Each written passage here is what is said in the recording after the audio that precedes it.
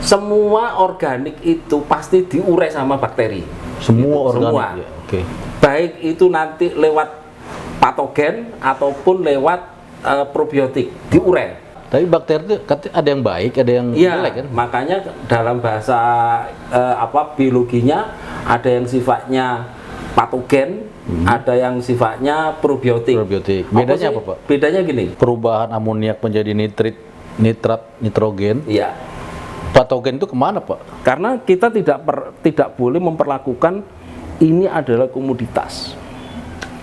Ini adalah sahabat yang membantu memperbaiki alam. Sudah itu prinsipnya. Ya. Ini tak tunjukkan ini. Ini kira-kira 30 cc ini. Sekian ini.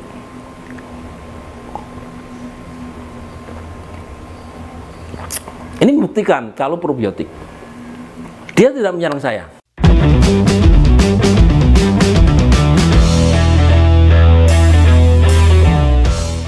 Assalamualaikum warahmatullahi wabarakatuh. Ketemu lagi dengan saya Delva di channel Bumi Wirasta, channel yang membahas spesialis mengenai aerator.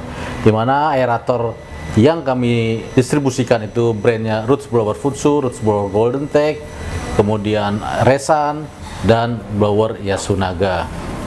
Jadi blower ini adalah alat yang dipakai untuk mendistribusikan udara, di mana udara itu dimanfaatkan untuk mengoksidasi air sehingga air itu penuh dengan oksigen, kaya dengan oksigen, dan itu dimanfaatkan untuk pengolahan air, di mana pengolahan air itu dipakai untuk mengolah air limbah menjadi air yang layak pakai, dan dimanfaatkan juga untuk pengembangan budidaya udang faname dan ikan nila.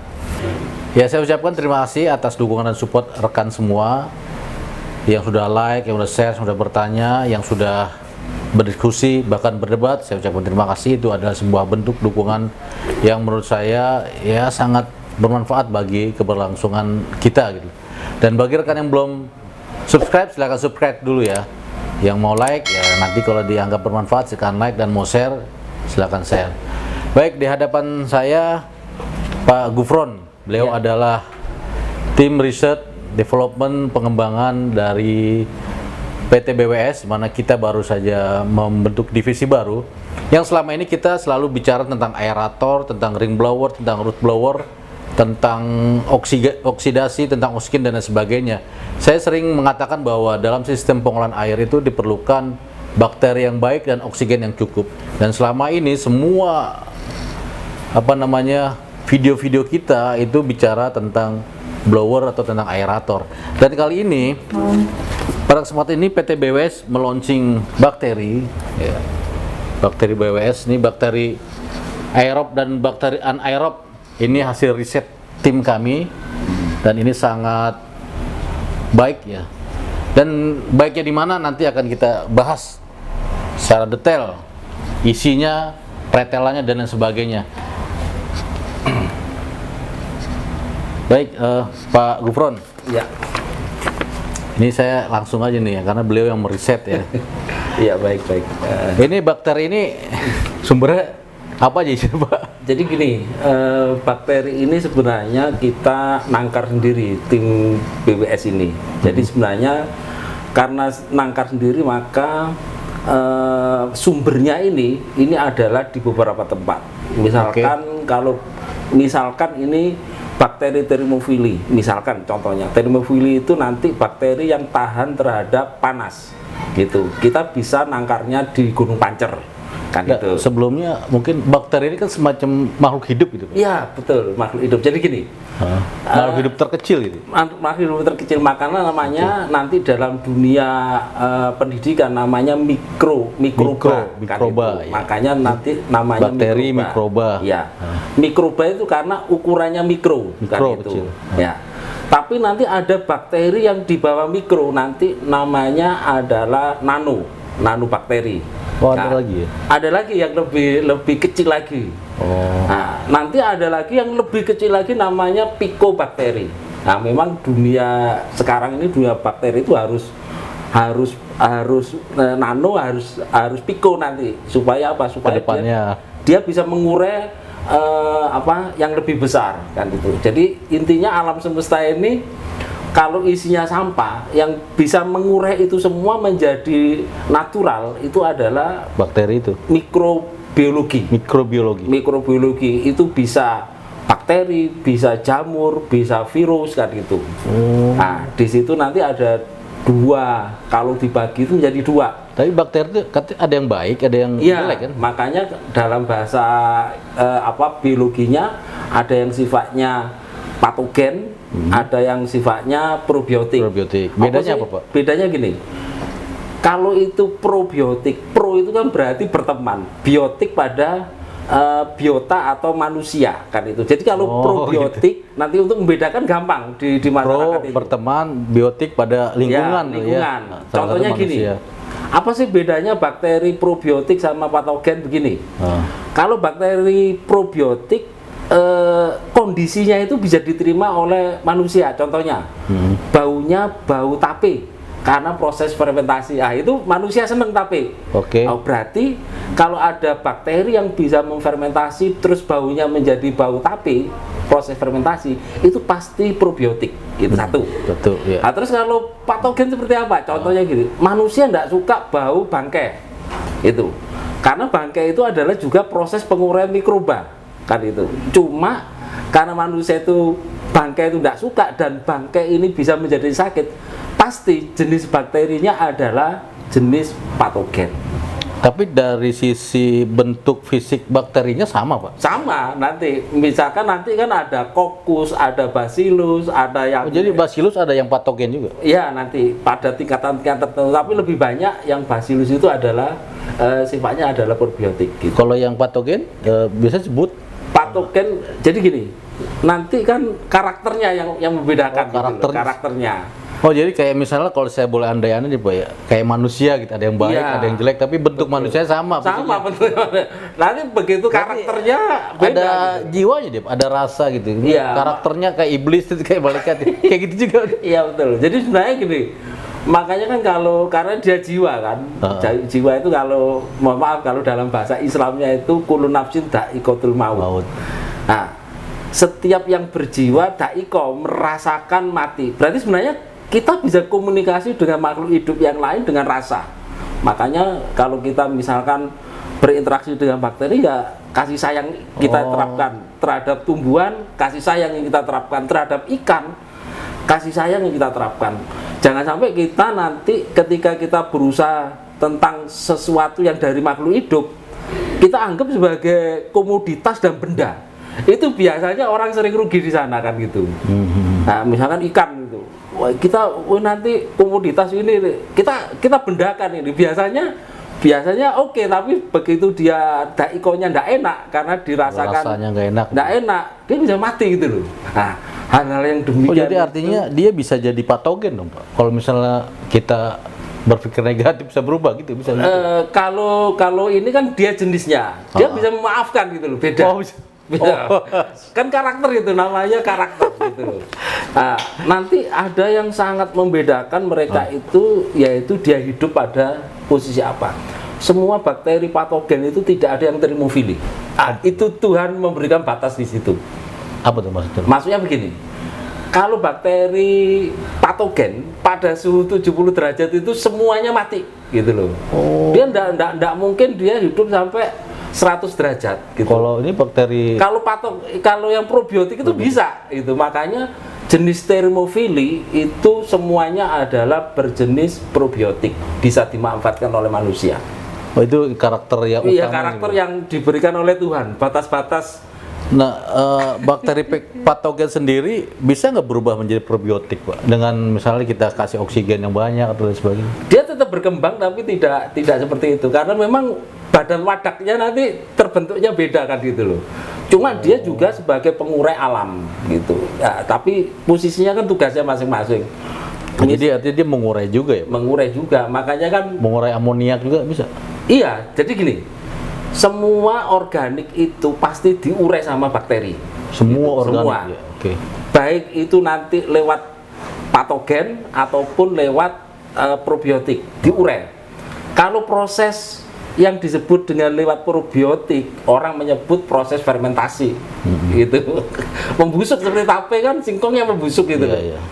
Tapi Tapi kalau ini dari patogen nanti namanya basi gitu loh. Basi, bangke, ini busuk. busuk ya, itu bahasanya. Itu bahasanya dari patogen ya. Iya, karena kenapa bangke, busuk dan sebagainya? Karena memang tidak disukai manusia. Karena nanti ketika orang itu makan seperti itu sakit perut, terus mencret dan sebagainya. Itu contohnya kan itu. Tapi kayak misalnya di got itu comberan kan, misalnya tuh gotnya hitam, Mbak. Itu kan berarti banyak patogen ya. Patogen, baunya kan tidak enak. Gitu. Tidak enak, nah. Itu pasti patogen paling banyak. Saya pernah coba itu misalnya di IPAL ya Pak. IPAL itu udah setahun gitu. Ya, oke. Itu kan berarti jadi hitam apa? Itu kan berarti jadi patogen berarti Pak. Yang hitam tidak mesti patogen. Gitu. Kalau bau itu pasti. Baunya sebagai indikator. Baunya indikator. Sebagai indikator. Makanya kan bau, misalkan kita kolam ini, coklat ke hitam-hitaman gitu. Sebabnya apa kan? Tapi baunya kan bau tapi gitu. Ya sudah. Nah. Nggak, artinya di kolam itu kalau misalnya kita indikator patogen karena airnya bau, hitam dan sebagainya, iya. Kita kasih oksigen tuh kadang-kadang bisa berubah Pak. Dia jadi agak. Iya, jadi gini ceritanya. Hukum alam itu ada namanya hukum yin yang. Di dalam berat ini. Iya, gini. Di dalam gelap ada titik terang. Di dalam terang ada titik gelap. Ini salah satu contoh misal gini. Dengan hubungan dengan bakteri. Gini. Ini kalau misalkan ada bakteri yang ketika ini bakteri dikasih aerasi, maka yang bakteri yang sifatnya probiotik tadi itu berkembang dengan cepat gitu loh. Oh gitu. Nah, karena lingkungannya dia hanya bertahan, sebelah-sebelahnya itu banyak premannya gitu, jadi dia bertahan gitu. Oh jadi karakter probiotik ini dia nggak nyerang ya Pak ya? Gini, dia nanti akan nyerang bakteri patogen dengan caranya, yaitu apa? Dia akan produksi asam-asam organik, gitu. Misalkan contohnya asam laktat. Asam laktat itu diproduksi oleh bakteri probiotik. Asam laktat ini bisa membunuh bakteri patogen, gitu loh. Artinya kalau misalnya tadi yang saya sampaikan bahwa bakteri patogen sedang banyak karena tidak ada oksigen. Probiotik berarti kan di dalam gelap ada terang, berarti ada bakteri baiknya di dalam kejahatan itu gitu. Ketika kita aerasi tinggi terus kita kasih nutrisi, maka perkembangbiakan bakteri probiotik itu akan jauh lebih cepat dibanding dengan yang patogen. Nah, ketika 1:3 saja, misalkan probiotiknya itu adalah 1, patogennya 3, ini bisa dibunuh ini. Karena nanti dia akan mengeluarkan cairan yang sifatnya adalah asam-asam organik kan itu loh. Salah satunya asam laktat tadi itu. Proses organik itu nanti akan diurai. Pertama adalah jadi amonia kan gitu. Amonia itu salah satu indikator nanti muncul bau. Gitu. Nah, kalau itu tidak ada bakteri yang sifatnya probiotik, ya amonia tetap amonia kan itu. Nah, dia nanti akan bau kan itu. Nah, termasuk sulfurnya kan itu akan tetap bau seperti itu. Nah, begitu nanti dikasih bakteri yang sifatnya probiotik kan itu, golongan Nitrosomonas kan itu, ada Pseudomonas kan itu kan, ini akan diurai ini dia. Yang amonia nanti jadi nitrit, nitrit nanti diurai jadi nitrat, nitrat diurai jadi nitrogen bebas udara. Nah, berapa energi yang dibutuhkan? Makanya kita perlu aerasi atau oksigen terlarut itu. Contohnya kalau amonia ini kekurangan oksigen terlarut atau DO, ini bakteri probiotik tidak bisa berbuat apa-apa. Nah, sehingga kenapa nggak bisa berbuat itu? Karena tidak ada energi, gitu. Nggak ada power, power gitu loh. Makanya lemes dia, nggak ada oksigen kan itu. Jadi nggak bisa ngelawan amonia. Nggak bisa mengurai amonia, bukan melawan, mengurai amonia kan itu. Karena nanti ketika oksigennya itu cukup, oksigen itu nanti akan punya dua cara kerja. Satu mengoksidasi amoniaknya sendiri.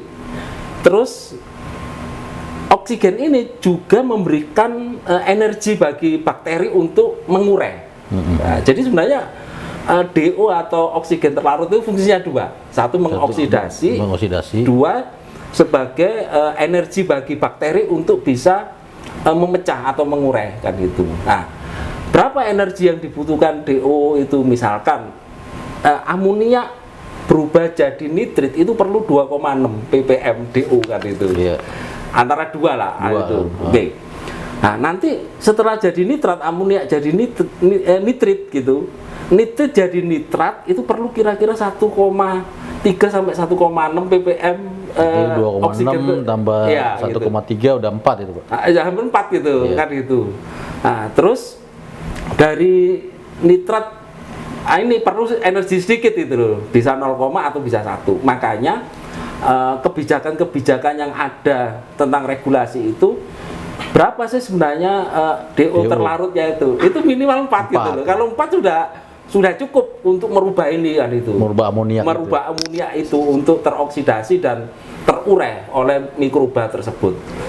Gitu. Makanya kalau misalkan DO-nya itu kurang dari 4 banyak gagal gitu mereka kan itu. Nah, sehingga kalau misalkan saya bisa menyediakan DO terlarutnya tinggi, ya bagus gitu. Kan rumusnya seperti itu, tambah bagus karena semakin dia bisa mengoksidasi lebih cepat dan sebagai energi yang lebih juga bagi bakteri untuk mengurai itu. Berarti dalam proses perubahan amoniak menjadi nitrat, nitrogen, iya. Patogen itu kemana, Pak? Patogen mati sendiri nanti. Mati sendiri. Modar. Karena apa? Karena ketika probiotik itu berkembang dengan cepat, dia mengeluarkan asap-asap organik. Salah satunya asap laktat itu yang saya sebutkan itu. Nah, itu yang membunuh dan meredam bakteri patogen gitu loh. Makanya contohnya begini, kalau uji cobanya gampang gitu. Kalau misalkan ada satu gentong sampah yang isinya lindi yang bau gitu, kasih aja Yakult gitu. berapa ini nanti akan cepet itu baunya itu hilang gitu loh. Nah, itu bisa 1:10, bisa banding berapa gitu. Karena begitu dia itu mengeluarkan asam-asam organik itu, ini teredam bau-baunya itu, mulai berperan sendiri itu. Bapak pernah mengurai air lindi itu dengan bakteri? Jadi asam lindi pernah kan gitu. Jadi saya pernah uji coba kalau langsung kimia nggak bisa. Waktu itu flokulan koagulan nggak bisa. Jadi harus diaerasi dulu, dioksidasi. Begitu teroksidasi, ini sudah mulai memunculkan bakteri dan mengoksidasi ini, baru flokulan koagulan itu baru pecah dia. Tapi langsung dipecah sama kimia nggak bisa. Karena apa? Karena satu lindi itu kan pH-nya 1-3 kan gitu. Dan itu adalah kumpulan daripada sampah-sampah. Kadang-kadang pH-nya juga 8 pernah, Pak. Berarti turun naik gitu. Iya, berarti ada unsur lain gitu. Iya, unsur lain yang mempengaruhi, dan itu sifatnya adalah sementara pasti kan itu, tidak langsung gitu. Tapi kalau yang lama itu antara 1-3 yang lama loh. Nah, ini kalau amoniak dengan BOD itu relasinya bagaimana, Pak? Nah, gini. Kalau Bapak menilai itu. Kan ada BOD itu kalau di limbah itu. Oke. Jadi gini, BOD itu kan sebenarnya mengukur nanti lumpur terbentuk itu berapa kan gitu kan, sebagai rumusnya kan. Lumpur. COD, BOD kan biasanya BOD. Nanti misalkan BOD itu biological oxygen demand ya? Iya, biologi oksigen demand kan jadi itu. Jadi kumpulan dari limbah organik satuannya. Limbah organik kan itu. Misalkan contohnya kalau terukur misalkan limbahnya itu 300 ppm ya BOD kan gitu kan ada rumusnya itu nanti. Kalau misalkan itu 300 ppm, limbah per harinya berapa kan gitu. Jadi ukur berat. Iya gitu. Itu di video saya yang dulu. Iya gitu. Berapa jumlah aliran air per harinya berapa? Dikalikan dengan jumlah kilogram BOD-nya berapa? Iya, nanti kan itu kan dijadikan kilo dulu. Kalau 300 kan itu kan berarti 0,3 kan? Ya, artinya satuan BOD itu dengan amoniak sama nggak? Satuannya kan nanti ppm juga kan itu. Amoniak ppm. Iya, ppm juga. Jadi kalau misalkan disebutkan misalkan BOD-nya 300, ya kan dijadikan kilo, berarti 0,3 kan? Nah, kalau sehari itu nanti limbahnya 50 kan berarti 0,3 kali 50 kan? Berarti kan ada 15 kilo lumpur terbentuk kan gitu. Caranya seperti apa kan itu kan? Lumpur vlog yang terbentuk kan nanti kalau nggak diapa-apain ini nanti banyak lumpurnya, makanya perlu oksigen ini supaya ini diurai kan itu. Pernah ngitung nggak, Pak, perbandingan amoniak ke BOD itu dengan bakteri ini berapa gitu? Nah, jadi sebenarnya dari baku mutu yang ada, ya, mutu yang ada itu sebenarnya sebagai alat ukur juga. Contohnya begini, kalau BOD itu ditentukan oleh pemerintah misalkan 30 kan, terus amonia itu 10, itu sebagai nilai equalnya mereka kan itu. Jadi kalau misalkan BOD-nya ini tidak terurai, ya, tidak terurai dengan oksigen yang tidak sampai 4 tadi itu, pasti amonianya akan tinggi gitu loh. Jadi equalnya itu sebenarnya dari rumus yang ada dari itu sebenarnya kuncinya ada di DO gitu. Oksigen terlarut, di mana oksigen itu. Kenapa memang dalam peraturan pemerintah itu BOD itu rata-rata kan 30 yang boleh dibuang ke alam bebas. Iya, betul. Dan regulasi terkini itu kalau nggak salah BOD-nya itu mencapai 20 itu 10, Pak. Biasanya itu kan PP peraturan pemerintah tahun 2022 itu. Iya, jadi sebenarnya Perda sama PP itu lebih ketat Perda. Kalau PP itu ditentukan 30, Perda biasanya ngambil 20 gitu. Tergantung di mana Pak lokasinya. Kalau misalnya di maksudnya daerah yang iya betul itu terlalu ketat. Tapi kalau DKI kan lebih ketat DKI sama Jawa Barat gitu. Kenapa BOD-nya rendah? Karena misalnya BOD-nya 20 itu berarti BOD itu bisa dihasilkan oleh alam bebas. Betul. Artinya oksigennya itu bisa dihasilkan oleh alam bebas. Iya. Jadi bisa diurai oleh alam. Gitu. Oleh alam secara bisa gitu, secara normal, pakai aerator. Kalau tidak bisa, makanya fungsi aerator dari BWS ini kan sebenarnya untuk membantu mengurai itu kan itu. Namanya kan amal soleh. Amal soleh itu dari kata solaka yang artinya adalah perbaikan. Semakin soleh semakin baik, lebih baik kan itu. Jadi saya tertarik itu Pak bahwa bakteri ini kan makhluk hidup. Iya, makhluk hidup. Kita tuh sama seperti manusia, makhluk hidup. Betul. Binatang berarti termasuk kategori binatang tuh Pak. Iya, binatang kan itu. Dabba kalau dalam bahasa Arabnya dabba. Jadi dabba itu binatang merayap gitu. Oh gitu binatang. Kalau an'am itu binatang ternak yang gitu. Ini masuk dalam binatang merayap. Binatang merayap dabba kan itu. Jadi artinya kalau bakteri ini kita misalnya ucapkan kalimat baik itu kan dia akan bereaksi. Makanya bakteri ini dengan kasih sayang. Makanya kan kalau kita riset yang kan tim BWS kan kalau riset kan tidak memperlakukan dia sebagai komoditas enggak. Tapi sebagai rekan, sebagai sahabat. Misalkan kita anukan doa, bekerja bareng kita ya, bantu saya kan itu. Kita kirim Fatihah gitu. Betul. Kirim Fatihah. Ini kan frekuensi doa gitu loh. Makanya kan orang kan kalau doa itu kan frekuensinya itu ya makanya enggak main-main gitu loh. Tim kita ada ritual kan Pak buat bikin? Bukan ritualnya doa itu. Ya doa itu berarti. Iya, kita kan kirim Fatihah ke mereka itu juga. Karena kita tidak boleh memperlakukan ini adalah komoditas. Ini adalah sahabat yang membantu memperbaiki alam. Sudah itu prinsipnya. Iya, prinsipnya. Nah, sehingga ini probiotik kita buktikan gini. Kalau probiotik tidak nyerang saya, ini saya bisa minum. Ini bakteri khusus untuk limbah untuk apa? Ini kita minum ini. Untuk limbah, untuk udang, untuk ikan. Ini kita tes ya. Kita tes ini. Ini tak tunjukkan. Ya, kenapa saya minum? Karena kita sendiri yang membinanya itu bahasanya kan gitu. Membinanya terus memijahnya kan gitu. Terus kirim frekuensi, enggak mungkin misalkan anjing aja ya.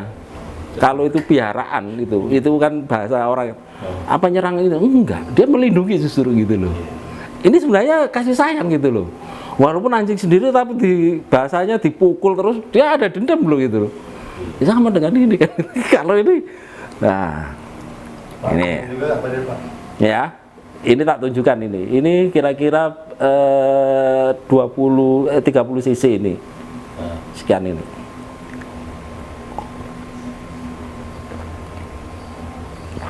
Ini membuktikan kalau probiotik.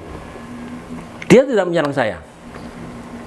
Kalau menyerang saya dalam waktu sesingkat-singkatnya perut saya itu mules. Jam berapa nih? 15. Sosialisasikannya 10 menit aja sudah bereaksi. 5 menit sudah bereaksi. Perut saya mules pasti gitu loh. Dan ini enggak gitu loh nanti. Oke. Jadi yang terkecil itu neutron itu, Pak. Kuak kalau saya katakan.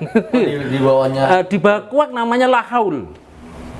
Lahaul. Kalau istilah lahaula wala quwata illa billah. Tidak ada kekuatan di alam semesta kecuali kekuatan lahaul itu. Materi yang kelihatan dari tangan, jaringan, sel, akhirnya ke Proton, elektron, neutron sampai kuak sampai adanya tidak ada. Sampai menjadi tidak ada. Tidak ada.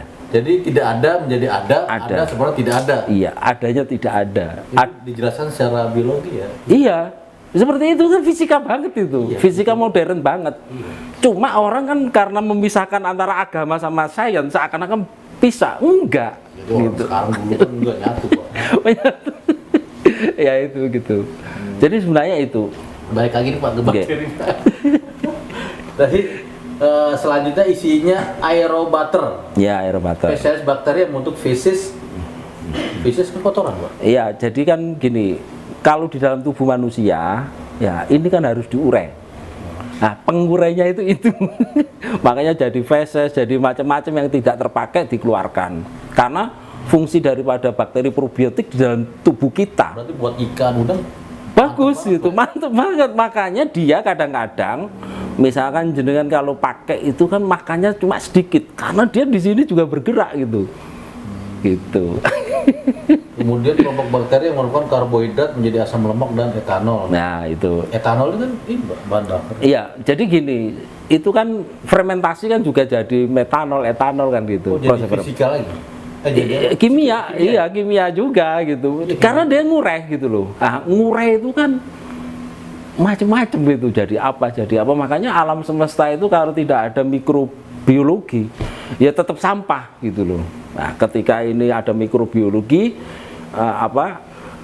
sampah-sampah di alam ini diurai, dikembalikan lagi gitu. Nah, itulah fungsi makhluk hidup yang paling kecil itu. Jadi sebenarnya dunia ini adalah sampah. Gitu. Sampah, kita kan jadi sampah. Mikrobiologi itu yang menjadikan balik lagi kan itu. Jadi mikrobiologi bukan ilmu sembarangan ini. Ilmu betul. Iya gitu. Makanya kan gini, contohnya orang pohon itu saya katakan sebagai pabrik. Jadi pohon itu sebagai pabrik untuk mengekstrak bumi. Maksudnya? Jadi gini, ekstraknya bumi itu jadi buah, jadi sayur yang dimakan sama makhluk hidup termasuk kita. Oke. Setelah ini, yang kita makan kan misalkan kita makan durian gitu. Kan 20%, 80% jadi sampah. Padahal itu ekstrak bumi, gitu loh. Kenapa tidak dikembalikan ke bumi? Nah, orang tidak dikembalikan duriannya. Iya, tapi ditumpukan sampah gitu. Tapi kalau itu di blender, dianukan jadi pupuk, jadi makan lagi dan sebagainya, itu bumi akan lebih sejahtera kan gitu loh. Lebih subur lagi. Cuma ini ditumpuk di satu tempat, jadi bau ya dan sebagainya, muncul gas, membunuh orang. Ya ini gitu, tidak pernah dikelola dengan baik gitu loh. Ya itu kalau ditimbun aja di tanah dia bisa terurai Pak ya? Terurai tapi lama kan itu. Terus enggak diapa-apain, yang banyak bekerja di sana adalah dari patogen. Bukan patogen itu bakteri yang jelek, enggak. Untuk alam semesta bagus dia, karena proses penguraiannya ya cepat gitu loh. Nah, cuma karena kita itu perlu usaha, kadang-kadang perlu yang ini yang bisa friend dengan kita perlukan probiotik gitu loh. Bukan dia, tugasnya masing-masing lah bahasanya. Iya, masing-masing ada tugasnya. Iblis juga ada tugasnya. Iya, kan dia kan rasul juga. Diutus untuk goda. Gitu.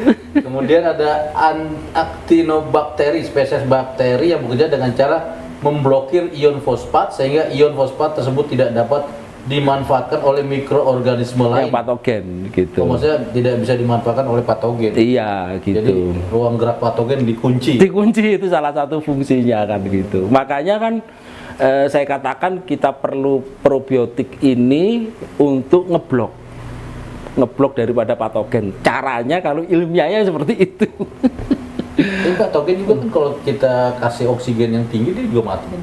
Iya, ada yang mati, ada enggak kan itu. Karena kan ketika di situ ada komunitas bakteri probiotik, dia akan mengeluarkan ini asam-asam yang iya gitu. Makanya ketika patogen itu muncul biasanya banyak di anaerob. Gitu. Sehingga kalau ngurai limbah kan masa pembusukan berapa jam gitu dari spesiesnya gitu. Udah berat-berat gitu, Pak. Betul. Tapi kalau limbah dari pakan ikan sama feses ikan mah nggak terlalu berat ya? Ya itu kan amonia tetap. Amonia. Makanya ketika itu tidak ada aerasi, ya dia hanya tetap jadi amonia yang membunuh ikan. Semua itu mati semua kan gitu. Kemudian secara umum bakteri probiotik bersifat antagonis terhadap bakteri patogen karena selama fermentasi dapat menghasilkan bakteriosin dan asam-asam organik yang menghambat pertumbuhan mikroba patogen maupun lubus. Ya, itu kesimpulan umumnya gitu. Kesimpulan umumnya bahwa bakteri probiotik dan patogen itu sebagai antagonis. Ya, jadi artinya sama seperti kehidupan manusia. Iya. Jahat ya. Sebagai yin dan yang keseimbangan alam. Gitu. Mana kadang-kadang orang jadul kita butuhkan juga. Iya, kalau enggak ada polisi. Ya kan, iya itu hukum alamnya. Nggak ada kiai, nggak ada pendeta, nggak ada ini kan. Ya, ada penyeimbang. Ya? Penyeimbang gitu. Kalau dunia ini kiai semua. Ya susah, kiamat itu. Terus kalau itu preman semua juga kiamat juga. Ya? Makanya ada keseimbangan alam itu sebagai teori yin yang kan itu. Kalau dalam bahasa ininya mutmainah itu seimbang, stabil. Nafsu mutmainah. Kan nafsu kan amarah kan emosional. Lawama adalah nafsu yang menyesal. Kalau mutmainah kan artinya seimbang, stabil.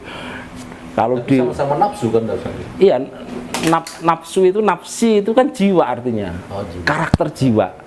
Nah, cuma orang karena bahasa Arab terus dibaca bahasa Indonesia disebut nafsu. Nafsu itu seakan-akan sifatnya negatif, padahal itu jiwa. Kalau nafsu sendiri ini hawaya. Hawa. Kalau karakter orang ingin berbuat jahat sebenarnya karakter itu hawanya dia. Tapi jenis jiwanya adalah amarah. Itu energi. Makanya disebut hawa kan itu keadaan udara. Saya bisa mentransfer energi kan? Bisa. Makanya kan kita kalau ini kan teman-teman periset kita ini timnya kan nggak boleh sembarangan gitu. Maksudnya kan kita hormati dia sebagai makhluk hidup. Contohnya kita misalkan ketemu kucing dipukul itu kan ketemu nggak boleh kan gitu. Sama dengan dia ini. Kita perlakukan dia seperti apa kan itu. Jadi Pak, tadi di awal kan diceritakan proses pemijahannya ya. Dari gunung Panjang ya? Salah satunya kan misalkan kita ngambil di gunung Candi Jiwo. Di Serandil. Di Serandil itu ada, di Cilacap itu ada. Ngambil apa? Ngambil tanahnya? Enggak, ngambil bakterinya. Kan di situ pasti ada lumpur gitu. Nah, kita ngambilnya dari lumpur yang ada. Jadi misalkan gini. Misalkan di Serandil itu ada gua Serandil, tempat bertapanya orang-orang. Sebelahnya sini ada sawah ini. Gitu, sawah. Antara laut sama sawah itu jaraknya cuma 50 meter. Gitu. Tapi laut ini asin, sawah kan tidak asin. Nah, begitu air laut itu masuk ke sini lewat batas pasir-pasir yang ada di Serandil itu airnya tidak asin lagi gitu. Berarti ada dua. Satu, kimia tanah jarangnya yang di sini itu hebat. Yang kedua, mikrobanya juga hebat gitu loh. Karena bisa menghidupkan padi-padi yang ada di sekitar ini. Tidak menjadi patogen. Berarti mikrobanya kan hebat gitu. Mikrobanya di dalam tanah itu? Iya, kita ngambilnya dari itu. Jadi tanahnya diambil? Di tanah baru kita pijah nanti. Terus selain di situ ya itu salah satunya di Serandil, di Candi Jiwo di Kerawang gitu. Kerawang itu kan candi itu usianya kan zaman Mula Warman. Orang yang tingginya itu 7 meter, 6 meter kan gitu. Mula Warman zaman itu. Ya zaman kerajaan-kerajaan dulu kan itu. Di situ kan pasti ada kehidupan mikroorganisme yang bahasanya itu adalah purba. Nah, kita ambil itu. Jadi tanahnya kita ambil? Bukan tanahnya, di situ kan pasti ada faktor alam yang ada percampuran antara air dan tanah kan itu. Nah, kita harus cari satu-satu. Ya, misalnya ngambilnya dalam bentuk, misalnya kalau yang saya tahu kan, misalnya ngambil dari buah busuk terus difermentasi. Nah, itu kan salah, modelnya kan seperti itu. Kan buah sama tanah kan apa bedanya? Nah, kan gini, Tuhan menciptakan makhluk hidup kan dari air semuanya. Berarti harus ada unsur airnya, itu baru kita pijak. Gitu. Terus dirituali gitu. Ya ritualnya tetap, maksudnya nama ritual itu gini, bukan koyok nyembah gitu, enggak. Kita rasakan kasih sayangnya gitu. Ikut saya ya, gitu. Ikut saya, gitu. Anu kan kita kirim Fatihah, kirim apa kan itu. Itu. Terus kadang-kadang kita tangan itu kita sentuhkan ini, yang merasakan seperti dingin-dingin gitu. Ini ya sama dengan kalau kita pegang anak kita kan ada rasa kasih gitu loh, kasih sayang. Itu harus kita dapatkan itu. Makanya kan ini kan kumpulan dari beberapa macam yang aneh-aneh gitu loh. Ya, jadi ini cocok buat limbah CPO, limbah domestik, gedung rumah sakit, hotel. Semua limbah itu sebenarnya. Tanah, yes. Untuk pertanian, perikanan itu. Pencemaran bioremediasi, menguraikan H2S, NH3, PO4 dan NO2. Iya. Dan cocok untuk budidaya perikanan dan udang karena nanti kita akan bikin videonya. Kemarin saya udah bikin bahwa satu kolam diameter 3 itu saya hanya memberikan satu probiotik ini aja.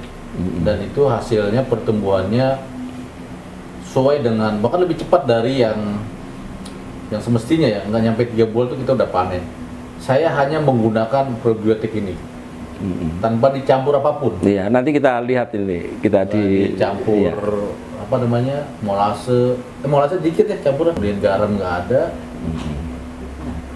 ini aja. Gitu. Ini untuk dosisnya gimana Pak? Ini 150 liter. Nah, itu kan 1 liter ya? Iya, ini kan dosis itu sebenarnya relatif ya, relatif. Tapi kan kadang-kadang kita tentukan itu kan itu. Tapi kan dengan artinya ini dia kan berkembang biak. Berkembang biak. Dengan ada oksigen itu. Iya, makanya kan ketika kita anukan itu kan kita kirim frekuensi itu. Siapapun yang menganukan dia akan bekerja seperti harapan kita. Karena ini bakteri itu makhluk hidup gitu loh. Jadi kalau dia mati karena apa, itu menginformasikan ke temannya nanti, sama dengan manusia. Oh ini karena ini, dia akan resisten terhadap yang membuat dia mati. Dia akan terhadap dirinya itu punya kekuatan. Misalkan, oh saya mati karena ada unsur ini di sini kan itu. Nah nanti lama-lama dia resisten terhadap unsur itu dimakan itu. Artinya dia adaptasi, mempelajari. Gitu, iya. Misalnya kita ada limbah A gitu kan. Iya. Kita adu dengan ini gitu. Ya. Dia mati gitu. Kalau misalkan kasih ini biasanya mati, misalkan 50% mati. Yang 50% itu sudah nginformasiin ke teman-temannya juga ini. Saya mati karena ini. Nanti dia resisten terhadap limbah ini dan dimakan limbah tersebut. Nah, itu bedanya itu. Itu dia punya kecerdasan juga. Kasih aerasi. Iya, kasih aerasi. Iya, logikanya kita harus kasih kekuatan mereka. Itu. Makanya kan kekuatan mereka adalah aerasi. Iya. Tapi saya udah nggak usah khawatir limbah apa aja saya hajar makin. Iya, bisa. Makanya kan kasih kekuatan dia dengan aerasi itu. Semakin kita bisa mencampurkan DO terlarutnya semakin tinggi, semakin bagus. Makanya kan itu permainan aerasi itu bagus. Semakin mikro, semakin nano proses oksidasinya itu dia akan semakin terlarut. Makanya DO-nya akan naik lebih tinggi. Ketika naik lebih tinggi maka dia optimal. Jadi pengalaman kita mengurai limbah tekstil, limbah logam, berat atau segala macam. Iya gitu. Nggak usah pakai kimia lagi. Masih Pak? Masih. Jadi sebenarnya kan limbah kan punya karakter. Kita bisa fisika, bisa kimia, bisa biologi. Tapi kan harapan pemerintah, kenapa kok dianjurkan biologi? Karena ini bisa harus diterima alam terakhirnya itu. Nah makanya terakhirnya itu pemerintah pasti ada unsur di dalam, kalau baku mutu limbah, COD BOD itu selalu muncul. Iya. Gitu.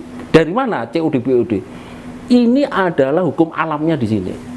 Nanti ada pH, ada TSS, ada amonia, ada. Ini kan hanya ini aja, splating-splatingnya aja. Untuk unsur utamanya COD BOD. Limbah apa saja itu, walaupun kimia nanti kalau kita ini kan kita lihat aja. Kenapa harus muncul COD BOD? Diharapkan proses terakhirnya adalah biologi. Supaya bisa alam itu bisa nerima gitu loh. Luar biasa nih penjelasan Pak Gufron. Iya kan kalau kita riset kan harus bener-bener luar dalam gitu loh. Ya harus tahu gitu. Ini, Pak. Gitu. Gitu. Jadi sebenarnya bakteri yang paling canggih juga nggak bisa dibiarkan sendiri aja, Pak. Enggak, mereka kan saling gini. Ada satu hukum di alam ini, bakteri patogen sama bakteri probiotik nggak bisa menyatu. Kalau sama-sama probiotik menyatu dia. Makanya kan ada beberapa jenis tadi itu. Itu bisa. Ini jenis-jenisnya ya? Ini jenis-jenisnya itu, karakter-karakternya itu, karakter. Menyatu, ya? Iya, misalkan ini golongan. Itu kita sebut dengan vlog itu kan, Pak? Iya, makanya kan nanti ngevlog itu, jadi biovlog itu. Itu tidak murni satu bakteri. Nah itu kan dia kalau dalam kolam ikan, Pak, itu kan dimakan dia, Pak. Iya. Sebenarnya bagus ya. Bagus karena dia kan juga sebagai makanannya ikan gitu. Nanti ketika dia mati, ya bisa dimakan ikan. Kalau misalkan ada tidak mati, karena dia juga membantu proses pencernaannya jadi feses tadi itu. Di dalam ususnya ikan itu tidak ada patogen. Sama dengan manusia, kalau ada patogennya kan orang kena bau, beolnya bau, kentutnya bau itu indikasinya gitu. Ketika kita mulai kentut bau, something gitu loh. Berarti minum probiotik. Iya, ini bukti bisa dibuktikan semua orang ini ilmu pengetahuan jaga. Kalau ada orang mulai bahasanya itu beol sama mencret kan itu bahasanya itu kan itu terus bau. Nggak usah di rumah sakit dulu gitu, beli ini aja probiotik yang ini orang nyebut ya bahasanya itu Yakult misalkan, itu contohnya, itu kita nggak nyebutnya merek tapi itu yang bisa dicontohkan itu. Beli aja yang isinya 5, minum aja semuanya itu, nanti perang sendiri di sini. Beleduk itu dia yang kentut yang ini mulai ndak ini, mencretnya juga mulai hilang. Karena misalkan dia ada satu di dalam misalkan di perutnya itu anunya satu genggam itu ususnya digelontor hampir setengah liter itu bakteri probiotik, perang sendiri itu, dibunuh itu. Bakteri patogen itu sama dengan virus, Pak? Enggak, virus kan jenis beda. Kan ada bakteri, ada virus, ada jamur, dan itu ada yeast, itu jenis-jenis mikrobiologi. Nah, virus kan juga macam-macam gitu loh. Kalau virus dia dengan probiotik bisa? Gini, virus itu kan sebenarnya hukum alam juga ya, itu hukum yang ngurai alam. Kalau misalnya kena virus ini SARS, COVID dan sebagainya, itu jenis virus, bukan jenis bakteri. Terus orang pilek itu jenis virus kan itu. Kalau jenis bakteri, kalau tubuh orang itu kalau kita luka terus mulai pembusukan itu, nah itu bakteri. Gitu mulai menyenyek bahasanya kan itu bakteri. Kan itu terus kalau kentut ini ini bakteri. Kan dulu waktu COVID itu banyak yang jual probiotik gitu. Supaya ada imunitas dalam tubuh kita ini. Bukan gitu. Buat membunuh virus tapi buat menjaga kekuatan. Iya, kekuatan imunitas. Kalau membunuh virus ya buktinya antivirus yang dipakai juga orangnya tetap mati-mati juga. Gitu. Jadi sebenarnya untuk memacu imunitas tubuh. Ini kita tadi saya ngomong kita minum tadi jam 15 udah 30 menit Pak, saya haus lagi nih, kayaknya saya harus minum lagi nih. Berarti kan enggak ada reaksi kan? Enggak, maksudnya kalau itu benar-benar reaksi menyerang 5 menit 10 menit aja sudah mulus ya? Sudah mulus sampai saya juga lebih mulus karena lebih banyak yang saya minum gitu loh. Gitu. Saya mau minum lagi nih Pak. Haus soalnya saya Pak. Gitu, ya lebih banyak lagi. Alhamdulillah. Bismillah.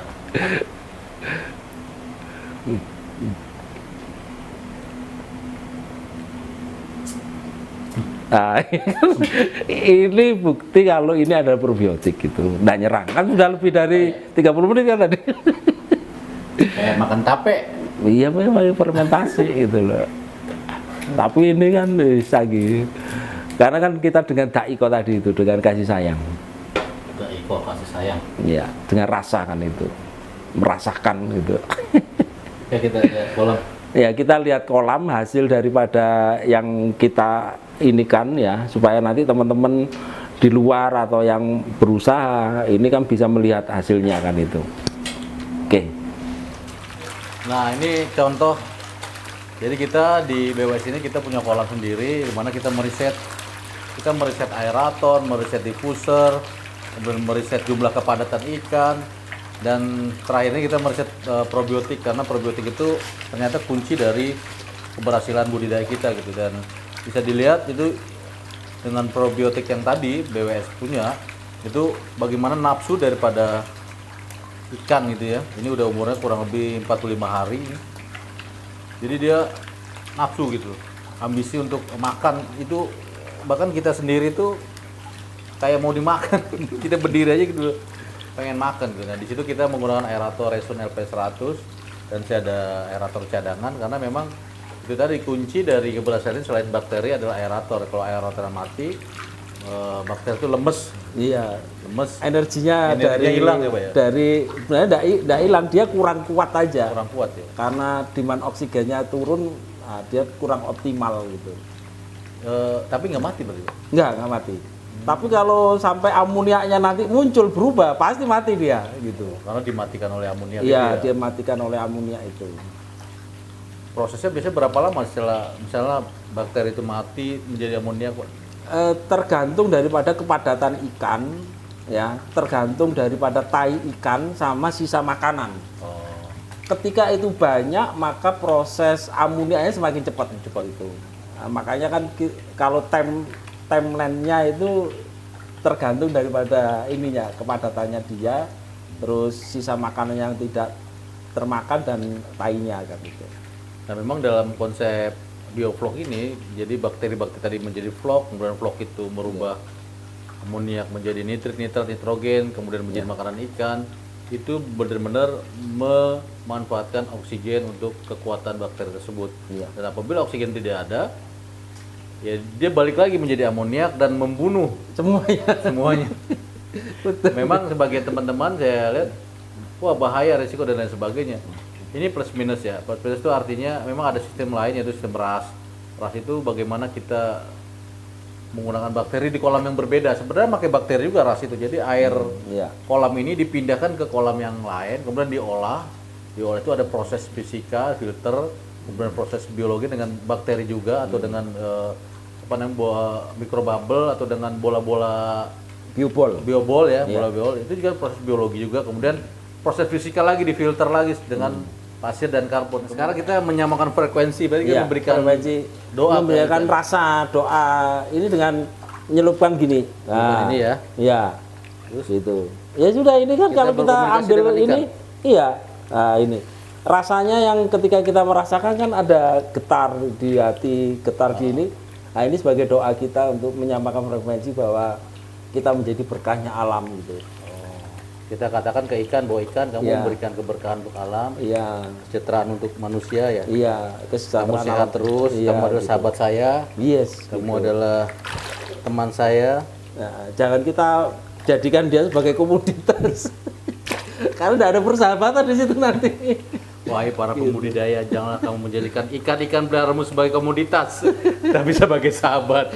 Sahabat yang ini kasih sayang gitu. Nanti dia akan merespon rasa kita itu, karena dia zaiko tadi itu meresponnya dengan baik gitu. Nggak hanya ikan aja, termasuk tumbuh-tumbuhan, termasuk binatang, termasuk ya apalagi sesama manusia kan gitu loh. Termasuk ini berarti bakteri itu di sini, Pak ya? Iya, paling banyak di sini. Makanya kan kita ini paling banyak di sini. Nah, ini. Jadi vlognya ini kumpulannya mereka. Ini yang kita sebut, yang kita ngomongin tadi nih. Iya, yang vlog ini lah. Ini orang menyebut lumpur itu. Lumpur ya. Ya ini kan makhluk hidup ini. Kalau ini di lab, di mikroskop, Kepadatannya berapa, 10 pangkat berapa ini. Gitu. Kalau dia mati ini Kalau mati ini membusuk. Bau. Kalau ini tidak membusuk, ini berarti probiotik, gitu loh. oh gitu. Kalau ini busuk, berarti ini pembusukan bukannya probiotik, lumpurnya. Makanya kan gini, lumpur got, peceren, itu kan busuk, baunya nggak enak. Berarti bakterinya itu jenisnya adalah patogen. Ini kan enggak ini. Sampai bau. Enggak bau. Enggak kan? Nah, berarti ini adalah probiotik. Nah, baik Pak Gufron, terima kasih ya atas Ya. ilmunya sebagai tim dari tim probiotik dari BWS. Ya. Semoga semua ilmu yang disampaikan tadi memberikan kemanfaatan buat rekan-rekan kita semua. Ya, Pak. Jadi termasuk ada pencerahan. berkahnya alam semesta kan itu. Berkahnya alam semesta. Rahmatan alamin bahasanya. Iya. Oh, udah berkah rahmat itu udah nggak bisa Keren ngomong. itu. Itu udah luar biasa, itu sebuah kalimat paling dalam itu. Iya, iya. Apa ya? Oke. Terima kasih Pak Gufron. Terima kasih. Sampai jumpa dan sukses alam semesta. Amin. Amin. Assalamualaikum warahmatullahi wabarakatuh. Waalaikumsalam.